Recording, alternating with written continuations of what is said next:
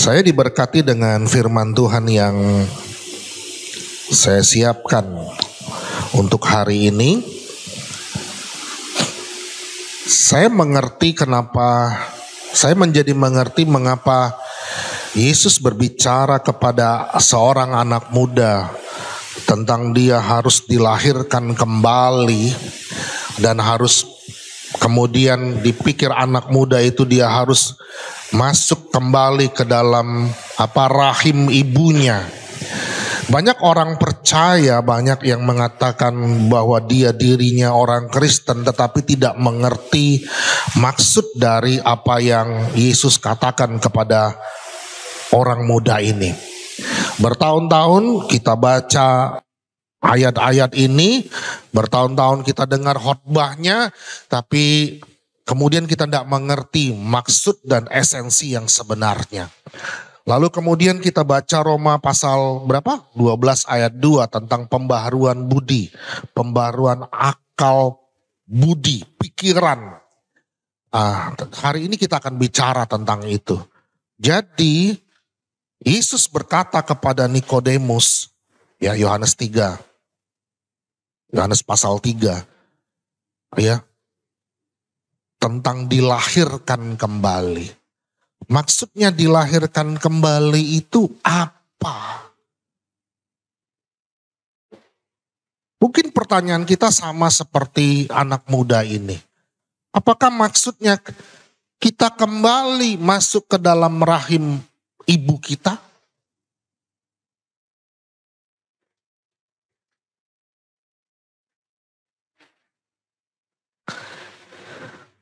Yuk baca Roma 12 ayat 2. Roma pasal 12 ayat 2. Ayo silakan. Janganlah kamu menjadi serupa dengan dunia ini, tetapi berubahlah oleh pembaharuan budimu, sehingga kamu dapat membedakan manakah kehendak Allah, apa yang baik, yang berkenan kepada Allah dan yang sempurna. Janganlah kamu menjadi serupa, sama dengan dunia ini. Ini kalimat pertama. Ini pesan pertama. Jangan kamu menjadi serupa dengan dunia ini. Jadi saya dan Anda berbeda, katakan berbeda. Apa bedanya? Orang dunia punya masalah? Anak Tuhan punya masalah? Orang dunia bisa sakit? Anak Tuhan bisa sakit? Iya. Mungkin sakit fisiknya, sakit rumah tangganya, sakit ekonominya. Terus apa yang beda? Bertahun-tahun kita jadi orang percaya, kita sering dengar kesaksian, lalu kemudian banyak kali yang mengeluh, kenapa masalah ini datang bertubi-tubi? Kenapa ujian ini datangnya tiada henti? Kenapa sepertinya Tuhan mengizinkan semuanya ini terjadi? Lalu pertanyaannya, apakah engkau sendiri yang punya masalah yang datangnya bertubi-tubi?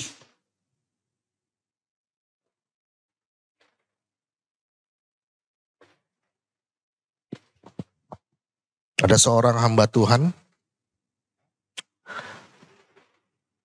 yang saya kenal beberapa bulan yang lalu mengalami sakit yang sudah divonis dokter tidak akan mungkin hidup lagi dalam waktu 6 bulan ke depan. Lalu ada seorang lagi divonis oleh dokter tapi penyakitnya berbeda. Lalu yang satu berkata bahwa dia percaya bahwa sakitnya itu sudah disembuhkan Yesus 2000 tahun yang lalu. Dia berkata, dia berdoa, dia cerita, saya berdoa kepada Tuhan. Tuhan, sembuhkan aku. Tuhan, aku percaya Tuhan sudah sembuhkan aku di atas kayu salib 2000 tahun yang lalu. kesembuhan ini adalah kesembuhan yang Tuhan sudah kerjakan bagiku. Lalu yang satu lagi, dia bersama-sama dengan orang-orang yang ada di sekelilingnya, mungkin istrinya, mungkin keluarganya, meratapi seperti orang yang hendak menyambut kematian. Masalahnya sama, vonisnya sama, kondisinya sama, sama-sama sakit. Tapi apa bedanya? Apa bedanya? Sikapnya, reaksinya terhadap sakitnya itu berbeda. Seseorang bisa mengalami terobosan, mengalami mujizat Tuhan, itu karena apa? Karena sikapnya terhadap masalah. Dikatakan janganlah kamu menjadi serupa dengan dunia ini. Orang dunia juga punya masalah.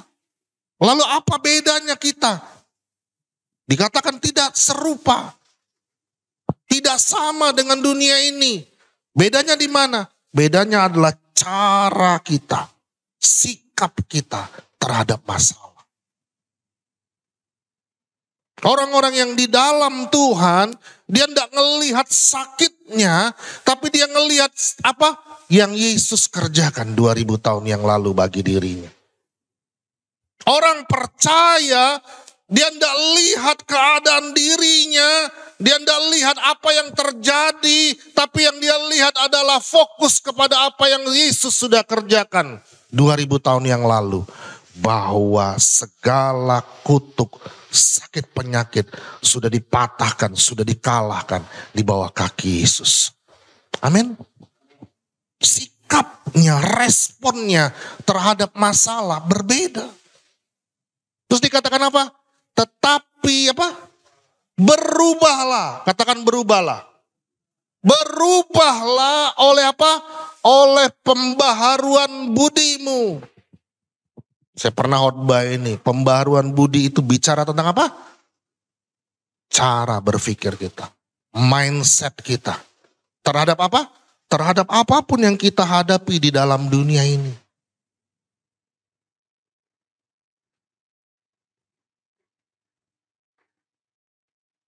Sehingga apa katanya? Sehingga kamu dapat membedakan manakah kehendak Allah, apa yang baik, yang berkenan kepada Allah. Dan saya berulang kali, saya mengingatkan buat kita semua yang ada di tempat ini dan juga yang menyaksikan ibadah ini secara online. Jangan pernah berdoa, Tuhan layakkan aku.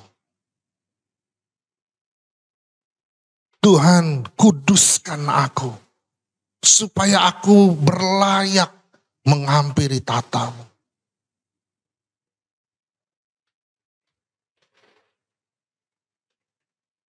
Tapi berdoalah, Tuhan, terima kasih Bapa, oleh karena pengorbanan Yesus di atas kayu salib. Hari ini Tuhan, aku datang kepadamu dengan berlayak di hadapan Tuhan. Aku bersyukur Tuhan, aku ada di dalam rumah-Mu. Aku bersyukur Tuhan, aku boleh beribadah di tempat ini. Aku bersyukur Tuhan, aku boleh melayani tempat ini. Karena Engkau sudah memberikan yang terbaik buat aku. Berbeda. Katakan berbeda. Berubah.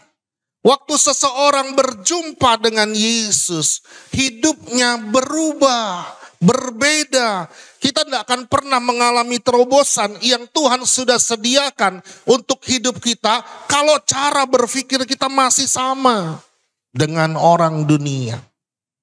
Kita tidak akan pernah mengalami kemenangan demi kemenangan, mujizat demi mujizat kalau kita reaksinya, responnya terhadap apapun yang kita hadapi itu sama seperti orang dunia.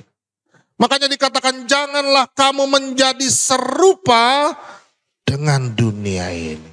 Tapi apa? Berubahlah. Apa? Oleh pembaharuan budimu. Mari kita baca 2 Samuel. Pasal yang kelima. Mulai ayat yang ke-17, 18, dan 19. Ya. Ketika didengar orang Filistin bahwa Daud telah diurapi menjadi raja atas Israel, maka majulah semua orang Filistin untuk menangkap Daud. Tetapi Daud mendengar hal itu, lalu ia pergi ke kubu pertahanan. Ketika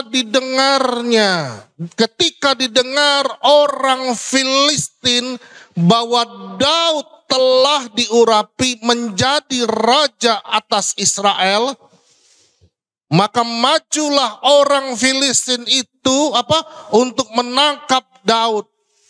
Tetapi Daud mendengar hal itu, lalu ia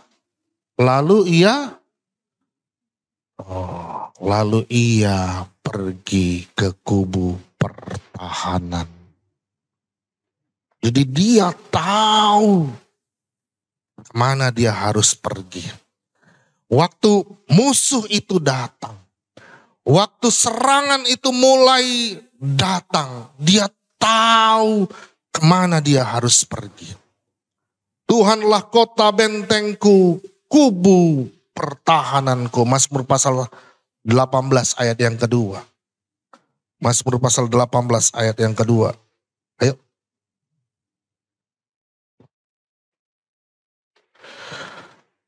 Ya Tuhan, bukit batuku, kubu pertahananku dan penyelamatku, Allahku, gunung batuku, tempat aku berlindung, perisaiku, tanduk keselamatanku, kota bentengku. Kita tahu kemana kita harus pergi. Kita tahu kemana kita harus berlindung. Kita tahu kemana kubu pertahanan kita. Yaitu Tuhan alam semesta. Kita tidak cari yang lain. Kita tidak cari kekuatan kita. Kita tidak andalkan pengalaman kita. Kita tidak andalkan popularitas kita. Kita tidak andalkan koneksi-koneksi kita. Tapi kita datang kepada kubu pertahanan. Coba 2 Samuel 5:17 tadi. Daud pergi. Jadi orang yang diurapi Tuhan itu. Siapa orang yang diurapi Tuhan? Angkat tangan. Yang dengar khotbah minggu lalu. Pasti angkat tangan. Waktu engkau percaya kepada Yesus, Roh Kudus itu diam di dalammu. Jadi kalau engkau diurapi oleh Tuhan, waktu engkau ada masalah, waktu serangan-serangan itu datang, engkau tahu bahwa Tuhanlah kubu pertahananku. Terus ayat 18.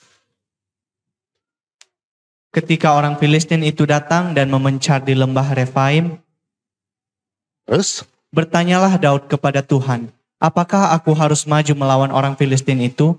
Akan kau serahkankah mereka ke dalam tanganku?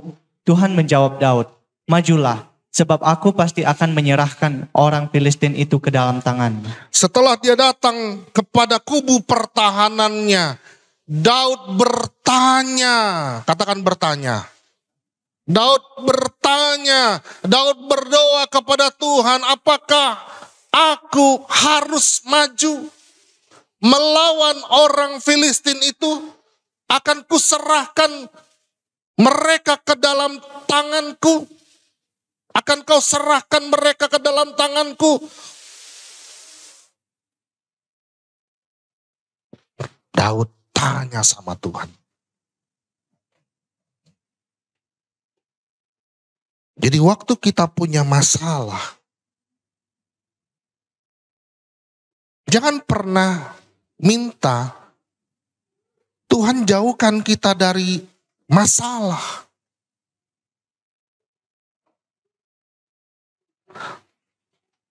Tapi doalah, Tuhan, aku mau terobos masalah ini. Supaya apa? Supaya kita mengalami terobosan Tuhan itu. Daud berdoa, apakah aku harus maju melawan orang Filistin itu? Tidak ada kemenangan tanpa kita hadapi musuh itu. Kita menang karena kita bersama-sama dengan Tuhan. Daud menang karena apa? Coba jawaban Tuhan. Terus ayatnya, majulah. Tuhan menjawab Daud, majulah. Sebab apa? Sebab apa? Sebab apa? Aku pasti. Jadi kalau orang yang diurapi Tuhan, kepastian Tuhan menyertai dia itu adalah pasti. Katakan pasti. Majulah sebab aku pasti akan menyerahkan orang Filistin itu ke dalam tanganmu. Apakah Filistin dalam hidup kita hari-hari ini? Maju. Jangan minta Tuhan, jangan kasih aku masalah. Karena semua orang punya masalah. Betul? Tapi berdoalah, Tuhan, apakah aku harus maju melawan masalah-masalahku ini? Dan waktu engkau berdoa seperti itu, Tuhan berkata apa? Majulah. Katakan majulah. Majulah, sebab aku pasti akan. Jadi Tuhan mau lakukan terobosan waktu engkau maju. Waktu engkau apa? Berubah cara berpikirmu terhadap masalah. Nggak bilang, kok datangnya nggak berhenti-henti masalah ini. Tapi maju hadapi masalah itu. Saya pernah punya pengalaman waktu ke wilayah Indonesia Timur. Di malam hari naik pesawat. Ya, saya ngerti karena beberapa kali saya ke kota itu. Jadi kalau ke sana itu pasti lewati awan tebal. Dan waktu lewati awan tebal itu, saya tanya pilot itu ngerti enggak? Kenapa dia terobos awan tebal itu? Karena dia yakin dia mampu bawa pesawatnya itu keluar dari awan tebal itu. Jadi dia maju, dia menerobos. Kalau kita tahu kita ada di dalam Yesus, kita menerobos karena ada Yesus yang menyertai kita. Karena kita ada di dalam Yesus, kita terobos. Karena apa? Karena kita yakin ada urapan Tuhan. Ada Tuhan yang beserta dengan kita. Kita maju, menerobos. Jadi mindsetnya, cara berpikirnya terhadap masalah berbeda, berubah. Terus ayat 20. Lalu datanglah Daud di Baal Perasim dan memukul mereka kalah di sana. Berkatalah ia, Tuhan telah menerobos musuhku di depanku seperti air menerobos. Sebab itu orang dinamakan tempat itu Baal Perasim. Ayat 21. Orang Filistin itu meninggalkan berhalanya di sana. Lalu Daud dan orang-orangnya mengangkatnya. Coba gabung ayat 20 dan 21. Lalu datanglah Daud di Baal Perasim. Jadi waktu baca Baal Perasim itu, bahasa aslinya itu terobosan. Daud menerobos, memukul mereka kalah di sana. Berkatalah Daud. Apa katanya? Dia tidak bilang, aku telah menerobos musuhku. Tapi dia bilang apa? Tuhan telah menerobos musuhku di depanku. Seperti air menerobos. Jadi dia tahu, waktu dia alami terobosan itu, dia tahu Tuhanlah yang membuat terobosan itu. Amin. Tuhan telah menerobos musuhku di depanku seperti air menerobos.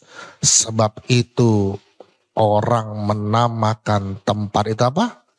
Baal. Artinya apa? Terobosan Tuhan. Artinya apa? Terobosan Tuhan. Orang Filistin itu meninggalkan berhalanya di sana.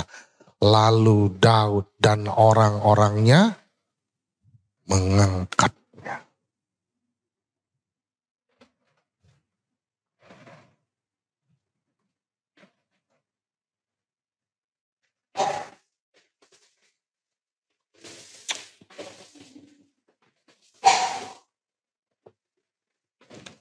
Waktu kemenangan terjadi, waktu terobosan terjadi, kita tahu Tuhanlah yang membuat terobosan itu. Waktu kesembuhan terjadi, waktu pemulihan terjadi, kita tahu Tuhanlah. Katakan Tuhanlah. Katakan Tuhanlah.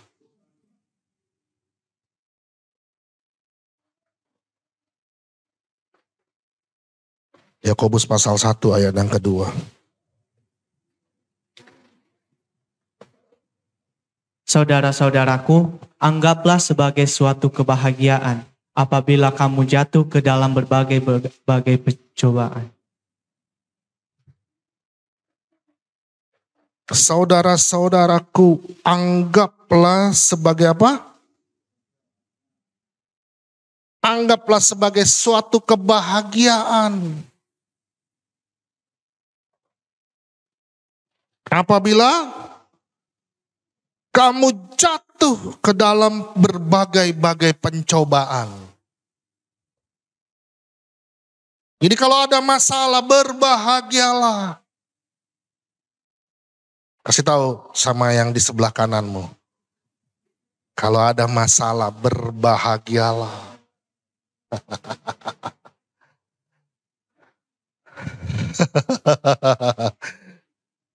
Anggaplah sebagai sebuah kebahagiaan, suatu kebahagiaan apabila kamu jatuh.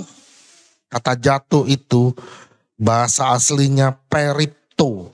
Katakan peripto. Ulangi peripto. Peripto itu artinya jatuh ke dalam sebuah lubang yang ada cahayanya. Jadi kalau engkau jatuh, ada lagunya itu. Apabila dia jatuh tak akan Jadi karena kita jatuhnya itu jatuh ke dalam tangan Tuhan. Ada cahaya, ada harapan di dalam tangan Tuhan. Masalah itu adalah pengalaman iman. Katakan masalah itu adalah pengalaman iman. Seseorang itu bisa bersaksi. Kapan? Kapan seseorang bisa bersaksi tentang Tuhan? Kalau dia punya pengalaman iman bersama Tuhan. Kesaksiannya hidup sekali. Karena apa? Karena dia mengalami terobosan bersama dengan Tuhan. Coba Lukas pasal 5. Tidak ada di catatan saya. Lukas pasal 5. Ayat 17 mulai. Pada suatu hari ketika Yesus mengajar, ada beberapa orang Farisi dan ahli Taurat duduk mendengarkannya. Terus? Mereka datang dari semua desa di Galilea dan Yudea dan dari Yerusalem. Kuasa Tuhan menyertai dia, sehingga ia dapat menyembuhkan orang sakit. Ayat 18. Lalu datanglah beberapa orang mengusung seorang lumpuh di atas tempat tidur. Mereka berusaha membawa dia masuk dan meletakkannya di hadapan Yesus. Ayat 19. Karena mereka tidak dapat membawanya masuk, berhubung dengan banyaknya orang di situ, naiklah mereka ke atap rumah, lalu membongkar atap itu dan menurunkan orang itu ke dalam tempat tidurnya, ke tengah-tengah orang banyak tepat di depan Yesus. Coba gabung ayat 18 dan 19. Lalu datanglah beberapa orang mengusung seorang lumpuh di atas tempat tidur. Mereka berusaha membawa orang lumpuh ini masuk dan meletakkannya di hadapan Yesus. Ini keren lah. Orang ini bawa temannya yang sedang sakit lumpuh. Ada yang menafsirkan ada 4 orang yang tandu itu. Yang bawa tandu itu. Dan orang-orang ini bawa orang lumpuh ini bukan kepada yang lain, tapi dia bawa kepada Yesus. Jadi kalau ada keluargamu yang sakit, kalau ada keluargamu yang punya masalah, tandu dia, bawa dia kepada Yesus. Jangan bawa kepada yang lain. Kalau engkau bawa dia kepada Yesus, lihat nanti apa yang terjadi. Apakah terobosan itu terjadi? Apakah mujizat itu terjadi? Lalu saya ngelihat kapan mujizat itu terjadi? Kapan terobosan itu terjadi? Itu dimulai dari mana? Dari cara berpikir mereka. Coba bayangkan, dikatakan apa? Mereka berusaha membawa dia masuk dan meletakkannya di hadapan Yesus. Karena mereka tidak dapat membawanya masuk. Berhubung apa? Berhubung dengan banyak orangnya. Orang di situ. Jadi ada kerumunan orang banyak. Ketemu masalah lagi kan? Ketemu masalah lagi. Tapi karena cara berpikirnya, mindsetnya, pembaharuan budinya, pembaharuan pikirannya. Dia bawa apa? Orang lumpuh itu, temannya itu apa? Naiklah mereka ke atap rumah. Di terobosan itu terjadi mulai dari mana? Akal pikir, pola pikir. Lalu membongkar atap itu dan menurunkan orang itu dengan tempat tidurnya ke tengah-tengah orang banyak. Tepat. Katakan tepat. Katakan tepat. Tepat di depan Yesus. Lalu ayat 20, coba perhatikan. Ketika Yesus melihat iman mereka, berkatalah ia, "Hai saudara, dosamu telah diampuni." Ketika Yesus melihat iman orang lumpuh itu, apa? Oh enggak, ketika Yesus melihat iman mereka, iman orang-orang yang bawa tandu itu, yang menerobos masuk itu.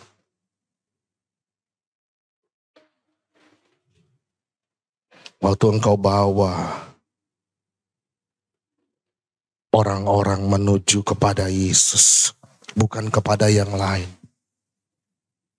Waktu engkau bawa orang-orang fokus kepada Yesus, bukan kepada yang lain. Terjadi terobosan, terjadi mujizat, terjadi kesembuhan.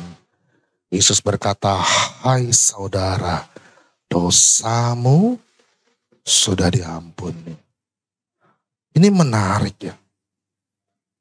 Orang ini lumpuh.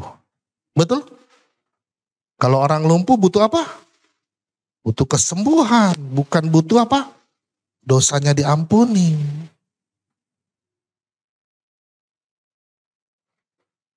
Kenapa Yesus bilang dosamu sudah diampuni? Ada yang tahu? Kan ini kan orang ini kan lumpuh. Dia butuh supaya kakinya kuat, lalu dia bisa berjalan. Tapi kenapa Yesus bilang, dosamu sudah diampuni? Kapan sakit itu ada? Apakah di hari penciptaan Tuhan menciptakan penyakit?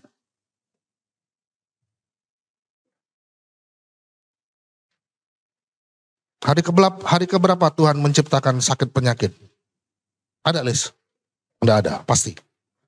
Enggak lupa kau. Enggak ada kan? Jadi kapan sakit penyakit itu mulai ada? Waktu Adam dan Hawa jatuh dalam dosa. Waktu Adam dan Hawa diusir dari Taman Eden. Makanya waktu kita nanti kembali ke sorga, tidak ada sakit penyakit lah. Tubuh kita adalah tubuh yang baru, tubuh kemuliaan Tuhan. Jadi dosa itu buat apa? Hah? Jadi bukan berarti gini, jangan salah. Coba kasih tahu kiri kanan lu, jangan salah bilang. Nah, jangan salah gitu ya. Karena dosa, karena dia dihukum, maka dia sakit. Bukan. Kalau hidupnya sembrono, ya, kalau hidupnya sembrono, makannya berlebihan gitu ya, nafsu makannya ndak bisa dikontrol. Kemarin Pak Yoel bilang seperti Yamaha, Pak, perutnya seperti Yamaha. Apa hubungannya perutnya seperti Yamaha? Apa itu Pak Yoel? Semakin di depan katanya. Jadi maksudnya perutnya semakin di depan gitu. Nanti kalau misalnya ada kolesterol, ada apa lagi? Asam urat, itu konsekuensi, bukan hukuman Tuhan. Betul? Betul. Kalau engkau tidur malam, ya, lalu kemudian metabolisme tubuhmu menjadi tidak teratur, tidak baik, lalu engkau sakit, jangan salahkan Tuhan. Itu konsekuensi. Jangan bilang Tuhan sedang menghukum aku. Ya, kalau ada yang merokok, ada minum-minuman keras, nanti kemudian apa? Paru-parunya bolong-bolong. Nah, jangan bilang Tuhan sudah menghukum aku. Bukan, itu konsekuensi.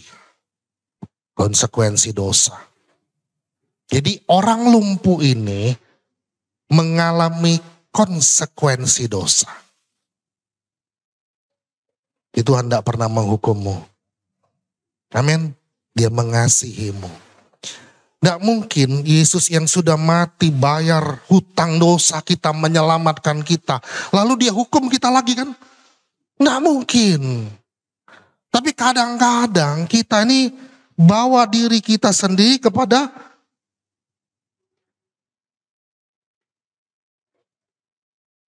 firman Tuhan itu penuh dengan kebijaksanaan. Ada wisdom. Dan wisdom itu bukan wisdom yang dari dunia. Dunia bisa kasih solusi. Tapi solusinya itu sementara, enggak permanen. Solusi kita bukan dari dunia ini, tapi solusi kita dari sorga. Katakan dari sorga. Jadi kita taat sama firman Tuhan. Bukan supaya karena tidak dihukum. Bukan karena kita takut dihukum, maka kita taat sama firman Tuhan. Bukan. Kita taat sama firman Tuhan karena kita tahu apa? Mengucap syukur untuk apa yang Yesus sudah kerjakan 2000 tahun yang lalu.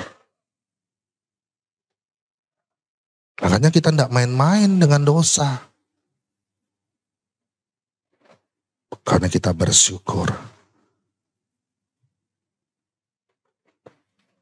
Jadi ketaatan itu seperti kemarin loh. Ketaatan itu seperti paripatio. Ingat paripatio minggu lalu? Paripatio. Kita tuh kan pengennya kan waktu Tuhan membawa kita ke padang rumput yang hijau ya.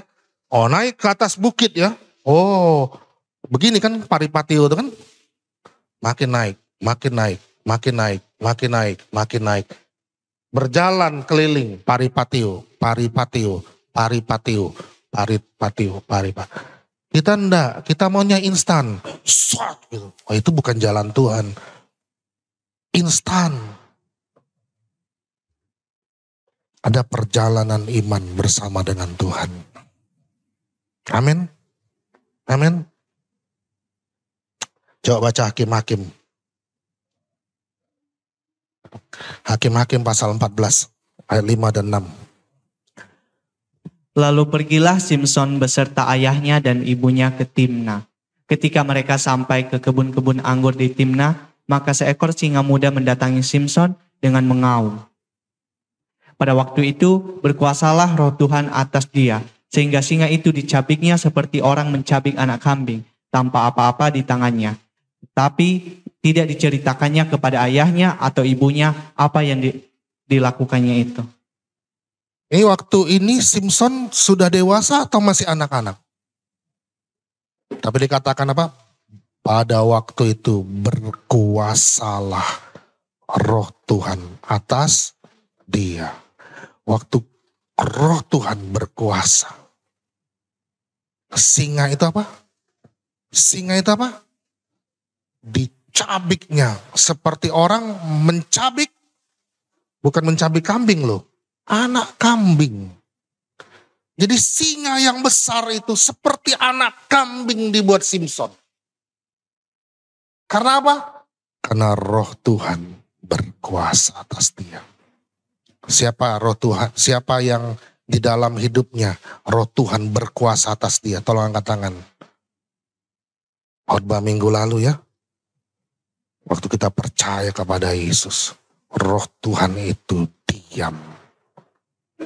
Singa itu seperti apa? Seperti, bukan seperti kambing, seperti anak kambing. Coba jadi saya ingat 1 Petrus 5. 1 Petrus 5 ayat 7 dan 8. Serahkanlah segala kekhawatiranmu kepadanya, sebab ia yang memelihara kamu. Sadarlah dan berjaga-jagalah. Lawanmu si iblis berjalan keliling sama seperti singa yang mengaum-ngaum dan mencari orang yang dapat ditelannya. Coba tolong gabung. Serahkanlah segala kekhawatiranmu. Kepada siapa? Kepada orang-orang pintar. Kepada orang-orang yang punya pengalaman. Kepada hamba Tuhan.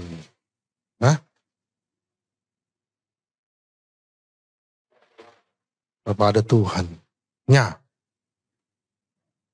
Yesus satu-satunya perantara kita. Katakan satu-satunya. Jadi jadilah dewasa di dalam Tuhan. Dewasa karena pola pikir kita. Berubahlah karena pola pikir kita. Kita tidak serupa dengan dunia ini. Serahkan segala kekhawatiranmu kepada Tuhan. Sebab Ia yang memelihara kamu. Ada yang lain yang pelihara kamu? Yang pelihara kita? Dia peliharaku. Dia peliharaku. Di saat susah. Dia pelihara. Yang memelihara kita tuh sorga. Kan dunia ini. Maka kita tidak khawatir. Karena sorga tidak pernah kekurangan. Kalau dunia, defisit dia. Defisit. Hutang negara, sekian ribu triliun. Defisit. Tapi sorga pernah defisit? Tidak. Kalau engkau menyerahkan segala kekhawatiranmu kepadanya, engkau tidak akan pernah defisit. Amin. Engkau tidak akan pernah defisit. Sebab ia yang memelihara kamu. Terus apa katanya? Sadarlah. Nah, tepuk lagi kiri kananmu. Sadarlah.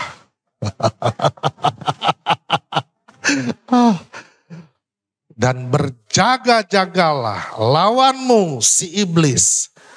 Berjalan keliling sama siapa? Sama seperti kalau pernah nonton nonton televisi, singa itu kalau mau terkam mangsanya, mengaum-ngaum enggak?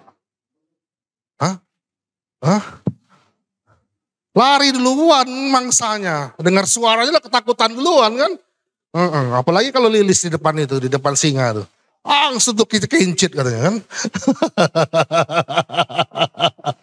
Pasti lari. Jadi singa itu biasanya jalannya ngendap-ngendap kan. Ya. Tapi dikatakan seperti singa kok. Cuma seperti. Iblis itu maunya cuma nakut-nakuti saja. Makin kita takut, makin sukses dia. Makin kita tidak mampu mengalami terobosan Tuhan. Dia hanya seperti singa yang mengaum-ngaum. Dan mencari siapa? Orang yang dapat ditelannya. Saya dan Anda dapat ditelannya? Saya dan Anda dapat ditelannya? Jadi kita tidak usah takut, kita tidak dicari oleh si iblis. Amin. Tidak dicari seperti singa yang mengaum-ngaum itu. Karena apa? Tidak dapat ditelannya. Ya. Cara berpikir kita berbeda. Cara baca firman Tuhan pun berbeda. Amin. Amin. Serahkanlah hidupmu padanya. Serahkanlah seluruh persoalanmu. Sebab di dalam namanya ada jaminan kekal di dalam segala perkara.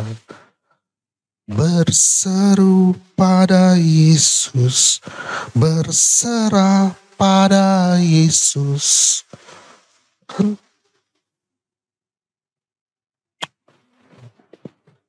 Coba baca Hakim-Hakim pasal 14. Oh sudah tadi ya. Lukas pasal 10. Ayat 38 sampai ayat yang ke-42. Ini bagian yang terakhir. Ketika Yesus dan murid-muridnya dalam perjalanan, tibalah ia di sebuah kampung. Seorang perempuan yang bernama Marta menerima dia di rumahnya. Perempuan itu mempunyai seorang saudara yang bernama Maria. Maria ini duduk dekat kaki Tuhan dan terus mendengarkan perkataannya. Sedang Marta sibuk sekali melayani, ia mendekati Yesus dan berkata, "Tuhan, tidakkah engkau peduli bahwa saudaraku membiarkan aku melayani seorang diri?" Stop sampai sini. Orang-orang agamawi itu suka seperti Marta. Sibuk. Sibuk, katakan sibuk.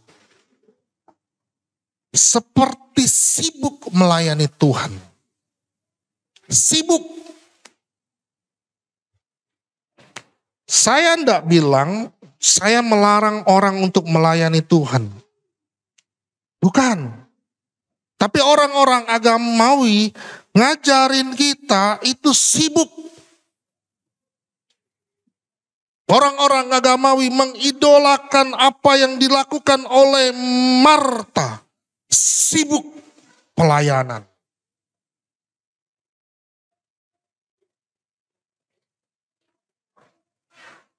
Sekali lagi saya tidak bilang kita tidak perlu melayani. Tapi ini loh soal mindset.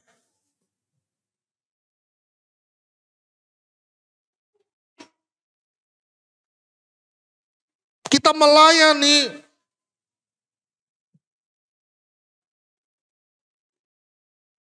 seperti yang dimaksudkan Tuhan.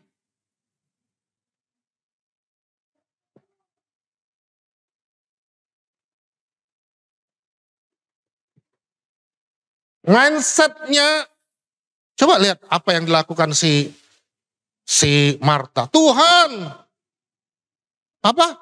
Tidakkah engkau peduli bahwa saudaraku membiarkan aku melayani seorang diri? Suruhlah dia bantu. Bagus dah. Tapi ini enggak yang diminta Tuhan. Coba ayat berikutnya. Tetapi Tuhan menjawabnya, Marta, Marta, engkau khawatir dan menyusahkan diri dengan banyak perkara. Jadi kan, gimana ini pelayanan? Kalau enggak dibikin seperti ini, nanti seperti ini, seperti itu. Penuh dengan khawatir. Penuh dengan apa? Sungut-sungut, protes. Saya sering kadang-kadang bilang, kadang-kadang terlalu banyak maunya. Maunya ya, bukan maunya Tuhan, maunya sendiri. Itu kayak Doraemon. Aku ingin begini, aku ingin begitu, aku ingin ini itu. Tapi yang diandalin kekuatan sendiri. Lalu nanti kalau tidak tercapai, Tuhan yang disalahkan. Marta, Marta, engkau khawatir dan menyusahkan diri dengan banyak perkara. Terus, tetapi hanya satu jalan yang perlu. Apa? Maria telah memilih. Terus Calvin? Maria telah memilih bagian yang terbaik, yang tidak akan diambil daripadanya. Maria telah memilih bagian yang terbaik. Katakan terbaik. Yang tidak akan diambil daripadanya. Apa? Apa dia yang Maria lakukan? Duduk. Katakan duduk. Duduk. Duduk di bawah kaki Tuhan. Waktu engkau duduk di bawah kaki Tuhan, waktu engkau dengar firman Tuhan, firman Kristus, bukan firman yang lain. Mindsetmu berubah, cara berpikirmu berubah. Waktu ada masalah, waktu ada ada kesulitan-kesulitan, engkau tahu ada Tuhan yang membuat terobosan-terobosan dalam hidupmu. Engkau tidak kalah dengan masalah itu. Engkau tidak takut, engkau tidak khawatir. Betul? Karena engkau membiarkan firman Tuhan mengisi hidupmu.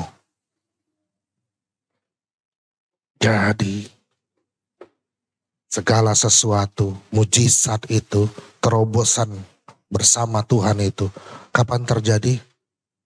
Waktu cara berpikir kita berubah. Amin.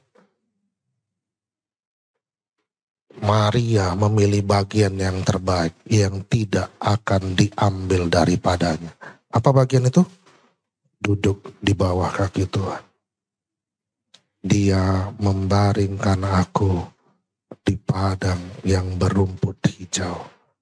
Dia menyegarkan jiwaku. Waktu engkau duduk diam di bawah kaki Tuhan, Tuhan bawa engkau di padang rumput yang hijau. Tuhan membaringkan kita di padang rumput yang hijau. Tuhan menyegarkan jiwa kita. Coba ayat Mazmur 23. Ayat berikutnya, sekalipun aku berjalan. Sekalipun aku berjalan dalam lembah kekelaman, aku tidak takut bahaya. Karena apa?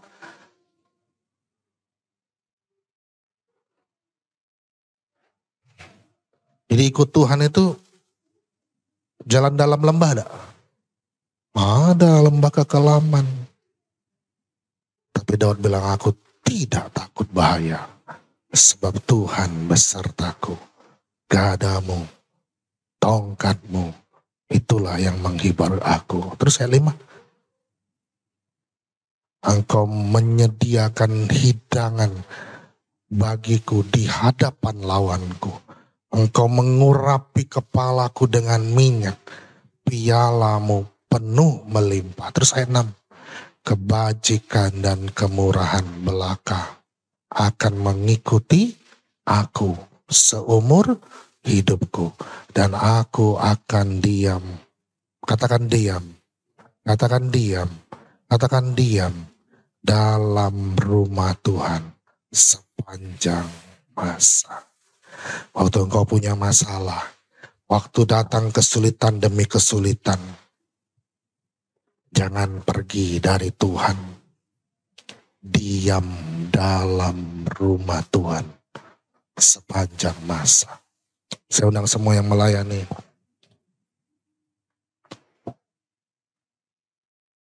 Yuk, Roma 12 ayat 2. Sekali lagi sebelum saya menutup khotbah siang ini. Yuk baca sama-sama, 1, 2, iya. Janganlah kamu menjadi serupa dengan dunia ini, tetapi berubahlah oleh pembaharuan budimu, sehingga kamu dapat membedakan manakah kehendak Allah, apa yang baik, yang berkenan kepada Allah, dan yang sempurna.